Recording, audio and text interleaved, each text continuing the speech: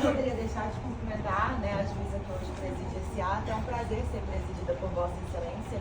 Ainda não havia tido o privilégio de trabalhar ao lado de Vossa Excelência e tem sido um dia de trabalho muito prazeroso, muito harmônico, sendo presidido por Vossa Excelência. Muito obrigada. Cumprimento o representante do Ministério Público, que hoje aqui demonstrou que não somente trata-se de um promotor, mas de um promotor de justiça ao requerer, né, e sustentar a absolvição, em que pese não de todos os réus, onde encontramos alguma divergência, mas mesmo que parcialmente ainda me causa um espantamento num sentido muito aprazível, muito bom. Boa noite, doutor. Muito obrigada também pelo dia de trabalho harmônico. Cumprimento as bancas de defesa, os meus colegas advogados.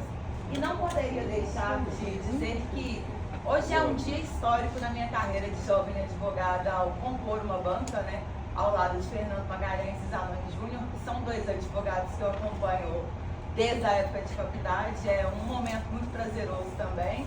Então, deixo os meus cumprimentos. Cumprimento a todos os presentes, aos familiares, aos réus que aqui hoje estão sendo submetidos a julgamento, sobretudo ao meu constituinte, que mais uma vez me deu uma confiança de uma responsabilidade muito grande. É um prazer incomensurável ser sua advogada.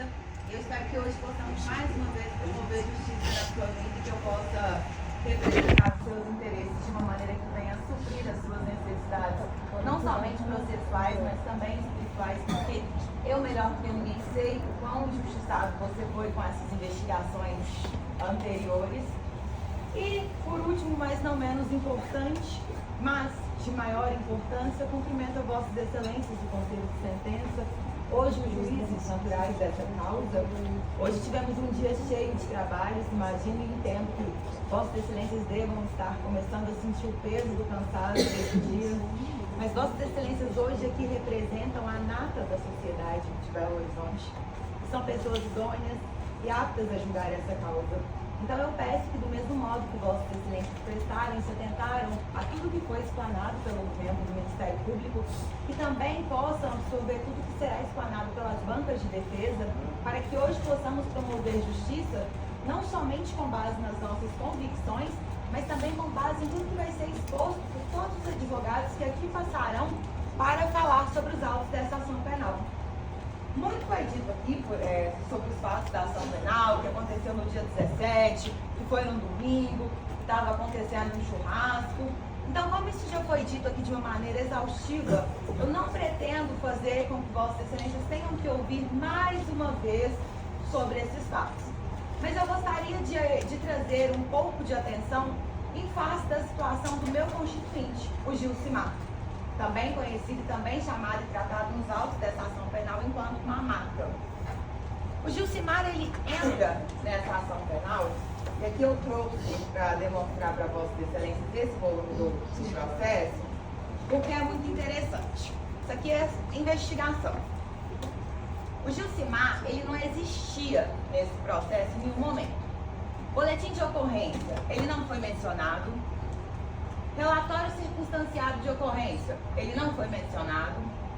Os primeiros termos a serem colhidos, ele não é mencionado. O Gilcimar não existia nesse processo. Como que o Gilcimar vem a existir nesse processo? No depoimento do Alan. O que acontece? Foram ouvidos antes do Alan inúmeras testemunhas. Eu fiz questão de listar aqui para demonstrar para Vossas Excelências, porque é um tanto quanto controverso. Porque se qualquer outra testemunha trouxesse o nome dele, ou minimamente o apelido dele, ou mencionasse qualquer referência a ele, nós poderíamos pensar que talvez fosse uma inconsistência. Mas eu não acho que seja crível acreditar que uma pessoa tenha participado de um crime, sendo que em nenhum momento nenhuma outra pessoa menciona o nome dele, e quando nós temos outros fatores também que demonstram que não há qualquer coerência em colocar o Gilcimar na cena desse crime. Então nós temos o primeiro depoimento, o primeiro termo de depoimento dos autos do Paulo Henrique. Ele não menciona o Gilcimar, primeira pessoa. Rafael Camilo também não menciona o Gilcimar. E o Rafael foi trazido aqui pelo promotor de justiça né? Que ele foi lá, que ele viu o acontecido com o Matheus, que era um adolescente de 14 anos, e que ele viu efetivamente. Ele não menciona o Gilcimar. E como dito aqui também pelo promotor de justiça, o Rafael não tem nenhum interesse na causa. Passamos disso, foi ouvida a senhora Maria Cristina, não menciona o Gilcimar. Leonardo Vieira, não menciona o Gilcimar. Aí começaram a escutar os outros correios. E aqui nós temos uma questão muito particular e eu achei muito interessante, porque a denúncia, ela traz, né, o crime do artigo 288 da associação, antigo crime de quadrilha. Só que quando os correios, eles são ouvidos, né, na época dos fatos, eles eram todos investigados, eles relatam não se conhecer. Salvo engano, só um fala que conhece outros dois. Mas nenhum deles afirma conhecer o Gilcimar. Que foi o que foi reproduzido aqui hoje, inclusive perante a Vossas Excelências. Nenhum dos correios que foram escutados aqui perante esse conselho de sentença afirma conhecer o Gilcimar. Ao mesmo passo que o Gilcimar também fala que não conhece, que não tinha convivência, não tinha conhecimento, nunca tinha visto a fuça dos outros correios. Então, como que se fala em uma associação criminosa? Passando disso, foram colhidos outros termos e há inclusive um relatório de investigação onde é mencionado, em que pese esses termos não sejam constantes, mas o penúltimo relatório de investigação, que é constante nos autos da ação penal, ele menciona de que outras testemunhas foram requeridas, né, para tentar buscar, ancorar provas acerca da autoria desses crimes. E ninguém menciona o Gilcimar, somente o Alan. Aqui, hoje, os autos dessa ação penal, eles dão mais de 4.000 páginas. Quando a gente baixa o processo na integralidade pelo sistema judicial eletrônico, mais de 4.000 páginas. Eu fui contar para ver em qual página era o termo de depoimento do Alan para conseguir quantificar o tempo de investigação e o quanto de trabalho investigativo havia sido produzido até chegar na primeira menção ao nome do Gilcimar. E foram mais de 600 páginas dentro de um PDF. E aí vem-se o primeiro depoimento do Alan, que foi o que foi demonstrado aqui para Vossas Excelências. Só que inicialmente ele é ouvido, olha, no hospital. E aqui ele não menciona o nome do Gilcimar. Nessa oportunidade aqui não é mencionado o nome do Gilcimar. E aí passa, se fala, tananã, tananã. E aqui tem uma informação muito importante. Retornamos ao local do crime, percebemos que o irmão do Bruno Zoião, o Leozinho, teria dado abrigo aos marginais antes do crime, o que não procede. Por quê? Eu quero mostrar esse depoimento aqui em específico para Vossas Excelências. Nós temos aqui a testemunha, que é o Paulo, que ele fala o seguinte: ele também foi ouvido, também não menciona o nome do Gilcimar, mas ele fala que o Leozinho teria dado abrigo para as pessoas na casa dele antes do crime, que todas essas pessoas teriam saído da casa dele para fazer essa chacina. Aqui, o relatório de investigação fala que essa informação é improcedente, porque tiveram informantes que preferiram não se identificar e falaram que eles desceram muito antes do beco da casa do Leozinho. Só que quando veio a denúncia do Ministério Público, o Ministério Público denunciou, na época dos fatos era outro promotor de justiça, mas denunciou com a narrativa de que todos eles teriam saído da casa do Leozinho. Isso aqui para mim, sinceramente, não teria tanta relevância, porque eles não mencionam o meu cliente nesse relatório. Meu cliente não é mencionado pelo Paulo e ele não é mencionado nesse relatório. Só que aqui fica uma reflexão e é um ponto que pesa muito. Por que a investigação conclui que eles não saíram da casa do Leozinho e ainda assim o Ministério Público denuncia como se eles tivessem saído da casa do Leozinho? Qual o peso eu devo dar ao depoimento de uma testemunha? E diga-se de passagem, uma testemunha sabidamente envolvida no crime, no contexto de tráfico de drogas, a ponto de cogitar condenar uma pessoa meramente com base em um depoimento. Porque quando eu falo que eu tenho que me atentar ao que foi produzido de prova e que o depoimento é idôneo, que a vítima não teria motivo para mentir, que aquela pessoa deve sim ser condenada, mesmo que se tenha em face de prova contra a vítima meramente um depoimento, que eu estou dizendo de uma maneira implícita é de que está tudo bem naturalizar essa prática hoje, sendo com eles. Mas amanhã pode ser com qualquer um de nós. E o grande problema é, não se tem nada para além do depoimento do Alan. O muito curioso aqui é que depois que o Alan traz a informação de que o Gilcimar, só que ele não menciona o nome Gilcimar, ele menciona o apelido Mamaca, estaria, né, envolvido ali naquela empreitada criminosa, nós tivemos ali um pedido de dilação de prazo posterior a isso, das investigações. Posterior a esse pedido de dilação de prazo, veio o deferimento do juízo, os autos deram mandada, foram ouvidas outros suspeitos, e aí mudou-se a delegada. Veio uma nova representação de dilação de prazo, dia 6 de abril. No dia 13 de maio, a juíza deferiu a dilação de prazo. Só que logo em seguida, o próximo andamento foi o despacho de indiciamento. Ou seja, a grosso modo, o que aconteceu foi o seguinte: teve o crime, eles ficaram o ano todo escutando inúmeras testemunhas. Escutaram a vítima sobrevivente, escutaram a tia de um, escutaram o cachorro do outro, foram lá e colheram as fotos, fizeram uma diligência localística. O Alan foi escutado no final do ano, o que aconteceu no mês 4, ele foi escutado no final do ano, só não em dezembro. A delegada representou, ele traz o apelido Mamaca. A delegada pede uma dilação de prazo e em seguida ela indicia ele. O Gilcimar foi indiciado meramente com base no depoimento do Alan. Não foi feita, não tem nenhum relatório, não tem nenhuma ordem de serviço, não tem nenhum despacho da autoridade policial determinando que fosse feita qualquer outra diligência para tentar arrecadar qualquer prova que corroborasse com a autoria do Gilcimar. Então hoje, se o Gilcimar sair daqui condenado, o que eu estou dizendo para Vossa Excelência é que está tudo bem eu acordar amanhã de ovo virado e falar, não fui com a cara dele.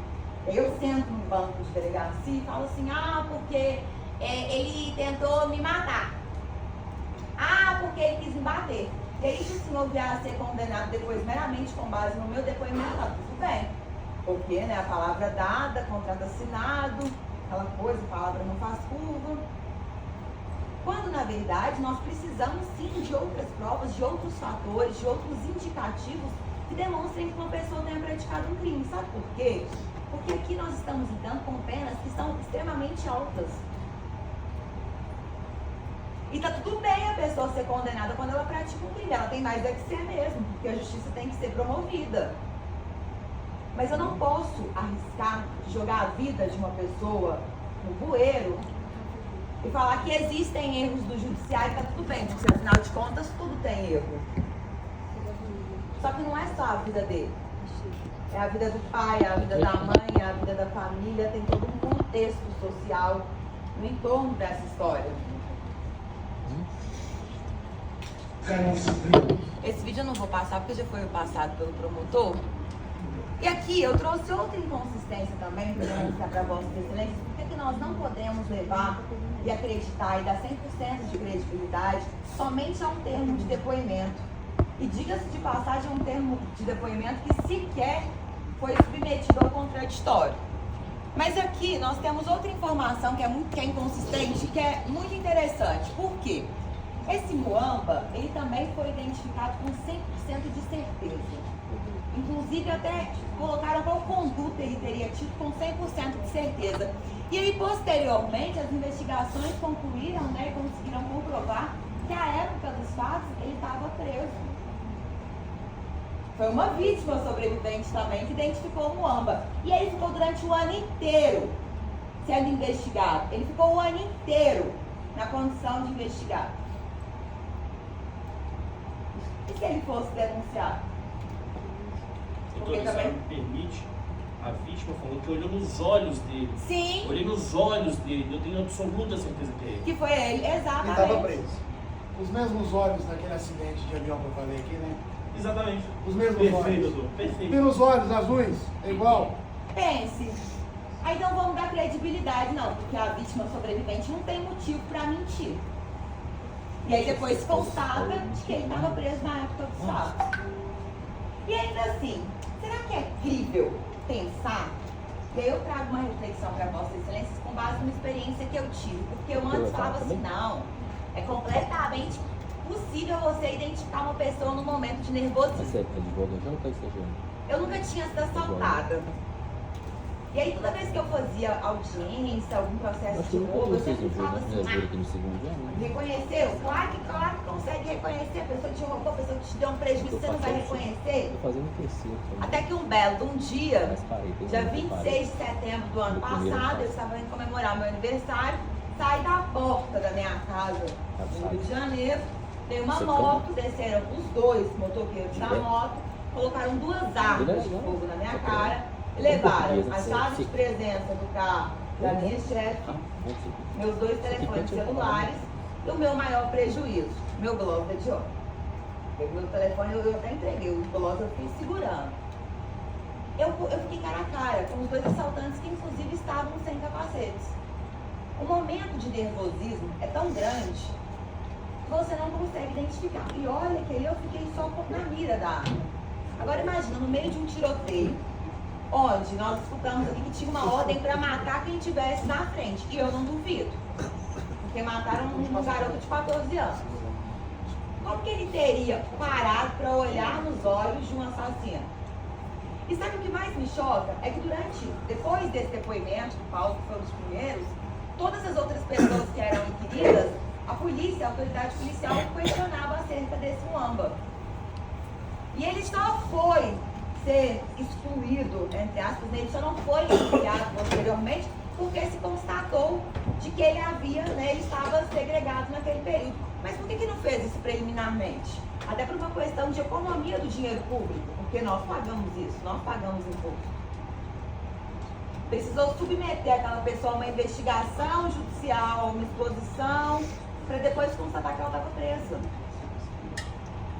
E a época dos fatos também, aqui, nesse mesmo relatório, nós temos aqui a informação de que algumas pessoas entrevistadas relataram que tinham visto suspeitos do crime em tela, circulando pela região, veiculando entre os moradores da Vila Biquinha, planejando novos ataques. E aqui eu separei para demonstrar para Vossas Excelências o quê? A época dos fatos, pouco antes, o meu constituinte, o Gilcimar, ele estava preso. Ele foi preso no dia 24 de 5 de 2010 e ele foi solto no dia 17 de 7 de 2010. Posteriormente, ele foi preso no dia 18 de maio de 2011, ou seja, um mês após esse crime. E ele só foi vir a ser solto novamente no mês 8 de 2014. Então, como que ele teria ficado circulando também? Porque aqui tem informante que falou que as pessoas estavam circulando por lá. Mas ele estava preso. Só se ele tiver poderes de onipresença e ele não tenha me comunicado. Você mentiu pra mim? Então tá bom. Se eu descobrir, eu vou ficar brava. Para além disso, finalizando já, nós temos aqui também, esses vídeos eu vou passar, a questão do relatório final, onde são trazidos os fatores que foram arrecadados ao curso das investigações, que duraram mais de um ano. E o que se arrecadou? O que se tem de prova? O que foi feito de diligência? O que se tem acerca da autoria? Esse relatório, ele é um relatório que habitualmente vem representação de prisão, se tem representação pela prisão temporária, preventiva, geralmente o despacho de indiciamento acompanha esse relatório e vem como se fosse um roteiro, um resumo da investigação, de toda a investigação. E aqui eu achei muito interessante colocar para Vossas Excelências também, para explanarmos, o seguinte: o que se tem de prova subjetiva são meramente as oitivas. E aqui eles colocam todas as oitivas. Vitor Hugo, Paulo Henrique, que não mencionam Gilcimar. Aí vem o Rafael, não menciona Gilcimar. Maria Cristina, a mesma coisa. O Leonardo, que era Correl, também menciona que não conhece, nunca nem viu. Érico também fala que não conhece. O Flávio e o Fernando, a mesma coisa. Júnior. E aí, posteriormente, eles colocam o quê? A única coisa que se tem em face do Gilcimar, o Alan, vulgo Cabeção. E aí, eu fico pensando, primeiro, eu já falei para Vossas Excelências que nós devemos repensar sobre o peso de uma prova, né, testemunhal. Mas ainda que nós pensássemos que devemos dar total credibilidade ao depoimento do Alan, porque ele é vítima tentada, ele é um sobrevivente, ele não tem nenhum motivo para mentir. Muitas das vezes, quando um réu senta aqui para falar, né, para falar sobre um crime, para assumir, para negar, para trazer algum detalhe, a fala dele é totalmente descredibilizada pelo fato de ele ser uma pessoa criminosa, ele ser uma pessoa que vive em conflito com a lei. O Alan, ele era uma pessoa também que tinha histórico policial, ele tinha envolvimento com crime, inclusive ele assume isso no seu depoimento. O que nos leva a pensar que talvez ele não tenha mentido. E muito para além, foi reproduzido aqui para Vossas Excelências o depoimento da outra vítima sobrevivente, né, o Paulo, que hoje já não é mais sobrevivente, faleceu. E o Paulo fala que ele não tinha dado aquelas informações, que a polícia estava colocando um tanto de coisa, que ele estava no hospital, que ele nunca foi dar depoimento na delegacia. E o que me assegura de que o Alan também tenha assinado um termo ou não tenha prestado esse depoimento? Porque o depoimento dele nunca foi submetido a contraditório. Foi dito aqui pelo promotor que a advogada adora o artigo 155. Na verdade, eu acho que o advogado gosta de tudo que garante, né, tudo que assegura os direitos constitucionais que são inerentes aos seus constituintes. O artigo 155 nada mais é do que um braço da Constituição Federal ao garantir na prova sobre o crivo do contraditório. Porque uma prova que foi produzida de maneira unilateral não me traz qualquer respaldo de direito. Eu não tive a oportunidade de fazer uma pergunta, eu não tive a oportunidade de fazer qualquer tipo de questionamento, eu não tive a oportunidade de complementar qualquer fato, de fazer qualquer ponderação que pudesse até mesmo elucidar a dinâmica dos fatos. O abrigo constitucional da prova é o contraditório. Quando se tem um juiz, um advogado, um defensor e um promotor de justiça. E quando o Alan foi ouvido, ele foi ouvido somente com a equipe policial. Então, quem me assegura de que ele efetivamente tenha proferido aquelas palavras? Doutora, última colocação. Inclusive, o depoimento do Paulo não foi assinado. Sim. É digital, não tem assinatura dele. Sim, e o Paulo, ele traz também uma informação muito interessante, que quando foi reproduzido, era até um dos trechos que eu havia reportado, que é o seguinte, quando o promotor o questiona, ele fala assim: como é que eu ia dar esse tanto de informação? Eu tava lá com não sei quantos tiros, o tiro comendo solto, como é que eu ia dar esse tanto de informação? E quando você para pensar logicamente, que pessoa em plena sã consciência, que acabar de ter sofrido uma tentativa de homicídio, e que ia estar no hospital, exposto a mais riscos. Se você está no hospital, você pode morrer, com muita velocidade. Aí a polícia chega e ele ia falar tudo lindo. Ele ia trazer vários detalhes, ele ia falar sobre até a cor da arma que olhou no olho, cena romântica, baleado, rondou, ele ia estar dando explicações. O crível de se acreditar é que quando uma pessoa é submetida a uma situação estressante, ela vai ficar no mínimo fragilizada emocionalmente. A minha percepção de fragilidade emocional é um tanto quanto diferente, porque primeiro que eu sou mulher e segundo que eu sou sensível, eu sou sozinha. Homens geralmente têm um posicionamento emocional mais forte, mas ainda assim, uma pessoa que acabou de sofrer uma tentativa de homicídio, ela vai estar no mínimo com medo de morrer. Porque muito para além, nós escutamos aqui também, ser dito pela testemunha Carlos, e nós sabemos isso aí. Se Vossas Excelências perguntarem para uma criança de 5 anos, ela vai te falar que existe um código, muito para além do Código Penal, que é um código de ética dentro do submundo criminoso. E eles são todos criminosos. Nenhuma das partes desse processo, com a exceção do Matheus, que era um garoto que estava indo para a igreja, mas com a exceção do Matheus, nenhuma das partes desse processo era frequentador da Igreja Batista da Lagoinha, não. E aí vem o termo de depoimento, que é fazer com que nós acreditamos que uma pessoa que tinha anos de envolvimento com crime estaria num hospital, baleada, depois de quase morrer, delatando os outros.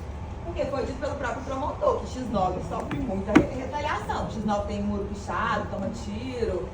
E aí ele ia estar internado no hospital, sabendo que inclusive o tal do Vitinho estava lá no hospital também e ele ia estar entregando tudo para a polícia. Desculpa, mas querer que Vossa Excelência acreditem nessa versão é debochar da capacidade cognitiva de cada um de vocês. Parou de passar. Alô? Deixa eu ver. Acho que voltou agora, não? Na tela não. Tá passando só no computador. Tá passando só no computador, não sei porquê. Deixa eu ver, tá passando. Deu pau por isso. Já tá na transmissão. Ah, mas eu tô finalizando também. Ele parou de passar, na verdade, de cá pra cá, não sei porquê. O seu computador tá passando. Deixa eu ver aqui.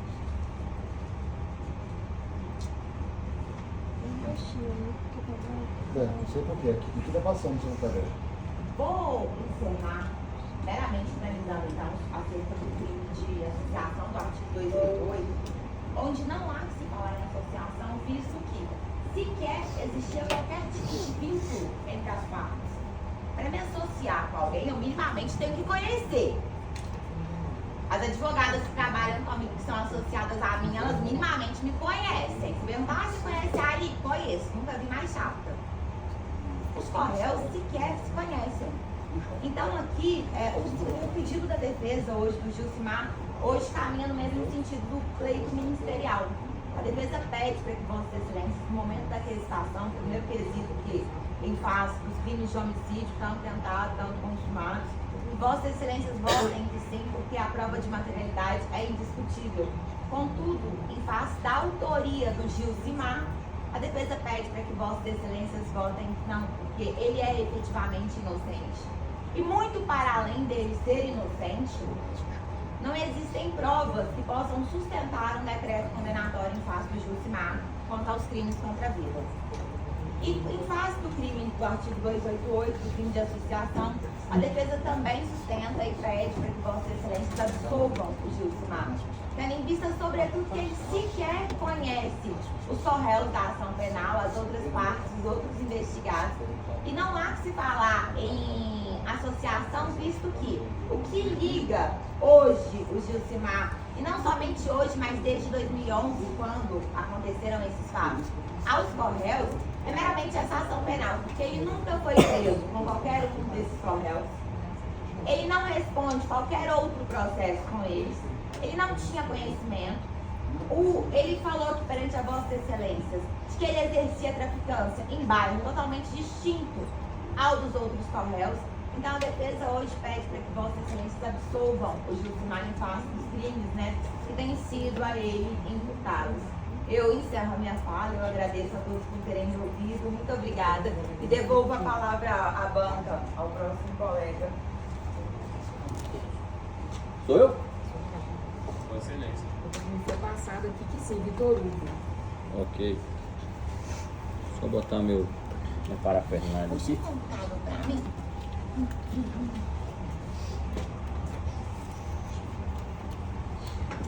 Quiser.